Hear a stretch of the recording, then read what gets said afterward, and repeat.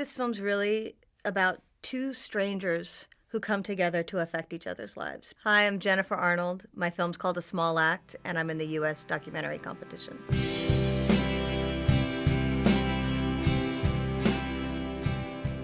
There's a woman who lives in Sweden, and years ago she sponsored the education of this little Kenyan boy, but she totally forgot about it. And he never forgot her, never forgot her name. And 35 years later, he wants to find her and thank her. And his thank you is to start a new education foundation and dedicate it to her so that he can change lives for another generation. When we set out to make the movie, we started calling it A Small Act, but we didn't think that that title would stick. That was our temp title.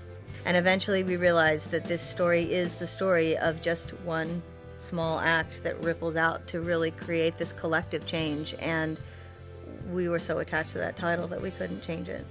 I attended University of Nairobi in the early 90s for my year abroad, and I met one of the characters who's in the film who has a smaller part, this woman Jane Wanjiro.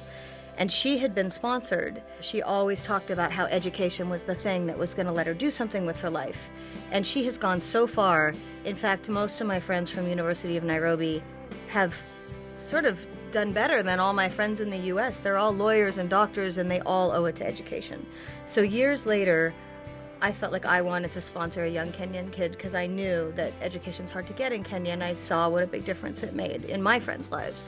So when I called Jane and asked what's a good organization, she told me this whole story, and when I heard the story, I knew it was a film.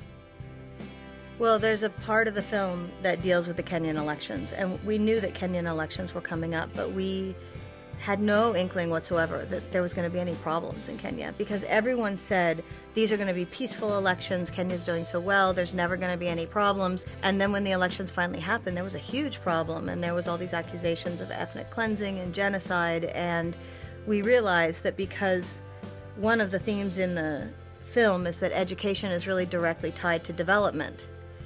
As we watch Kenya unravel, and we talked to our characters said it's not just development, education's directly tied to conflict.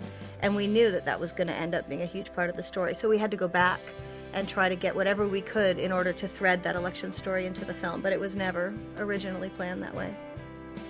I really hope that this film can take on a life of its own, and that the film becomes something that sort of touches a lot of people. That's the thing that we found most amazing in the story as we made the story, this idea that it doesn't matter who you are in the world, even the smallest gesture can really have a huge impact, and that all of us as strangers are interconnected whether we realize it or not.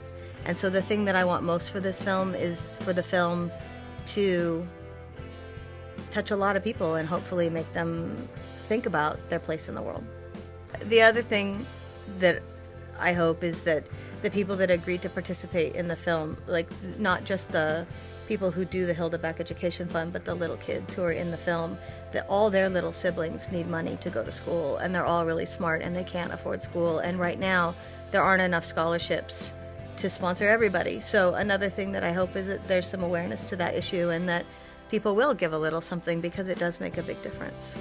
The organization that Chris started is called the Hilda Beck Education Fund, or it's HBEF, and anyone can go and donate money. They're at www.hildabeckeducationfund.com.